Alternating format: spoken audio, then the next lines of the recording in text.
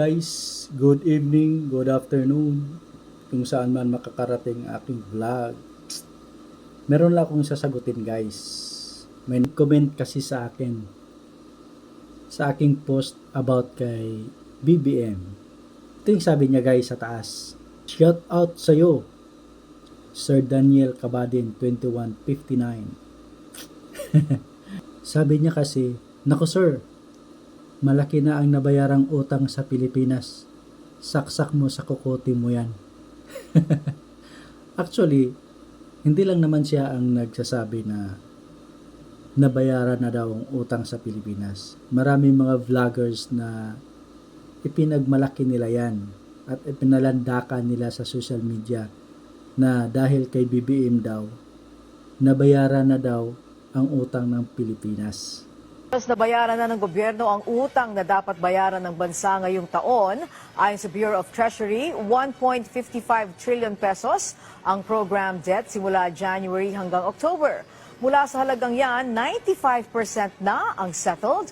Ibig sabihin, 1.48 trillion pesos na ang nabayaran ng Pilipinas. As of October, halos 14.5 trillion ang national debt ng bansa.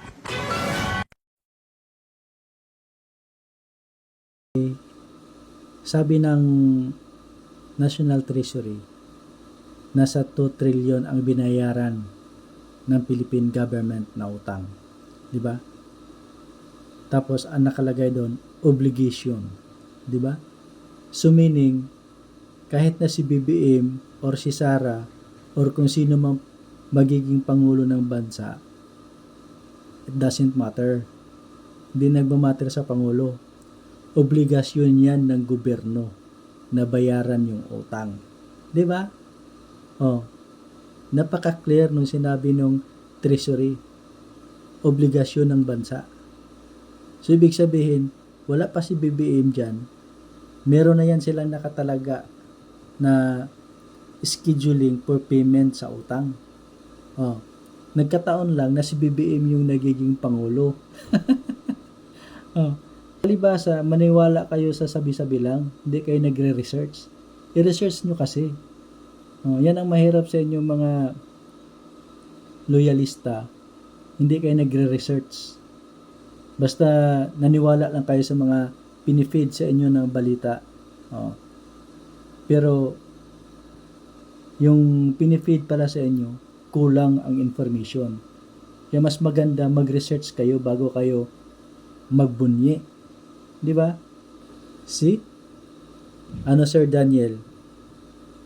Nasagot ko na yung pinalandakan ninyong nabayaran na ni BBM yung utang ng Pilipinas sa 2 taon niya pa lang. Oh, di ba? Ang galing. Pero kulang kayo sa research. Mag-research muna kayo. Di ba? Mga loyalista. Alright guys, hanggang dito na lang ako at maraming salamat sa mga nanood. Thank you so much for watching. Bye-bye. Good night guys.